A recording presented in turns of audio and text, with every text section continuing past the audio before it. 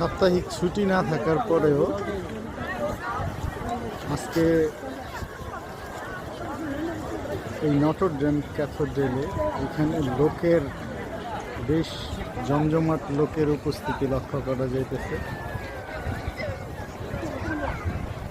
প্রচুর পরিমাণে পর্যটক, যাদের অধিকাংশই হচ্ছে পর্যটক, প্রচুর পরিমাণে প্রচুর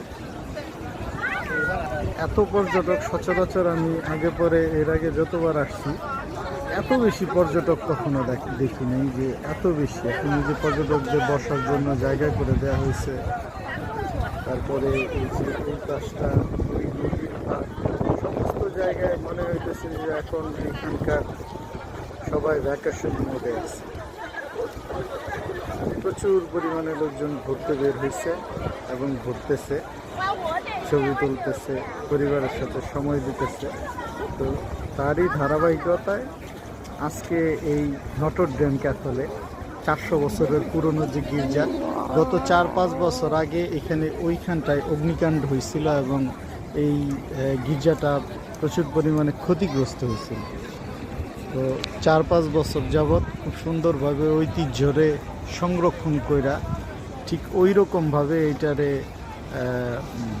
করতে, নতুন করে সংস্কার করতে প্রায় 4 থেকে 5 বছর লাগছে। গত বছর দেখলাম যে গত বছর না, এই বছরই বেশ 2-1 মাস আগে, হয়তো বা মে-জুন মাসের দিকে ফ্রান্সের প্রেসিডেন্ট ইমানুয়েল ম্যাক্রন উনি এইটার এই সংস্কার কাজের পরে এটা আবার পুনরায় খুলে দিছে দর্শনার্থীদের জন্য।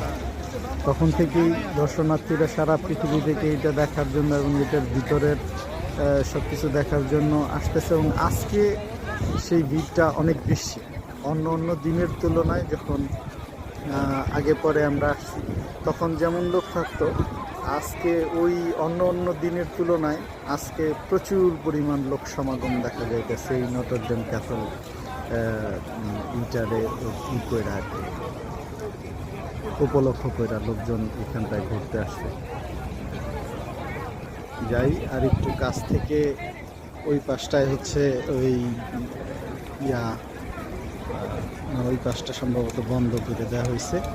তো যাই একটু পিছন সাইডে খালের ওই পাশটা ঘুরি এবং এত বেশি লোক দেখা মনে হলো যে এই বিষয়টা আপনাদের সাথে শেয়ার করে, এবং আপনারা যারা প্যারিসের আশেপাশে থাকেন তারাও এখানটায় আসতে পারেন, আইসা ঘুরে যেতে পারেন। অনেক বেশি লোকের মধ্যে আসলে অন্যরকম একটা ভালো লাগা কাজ করে।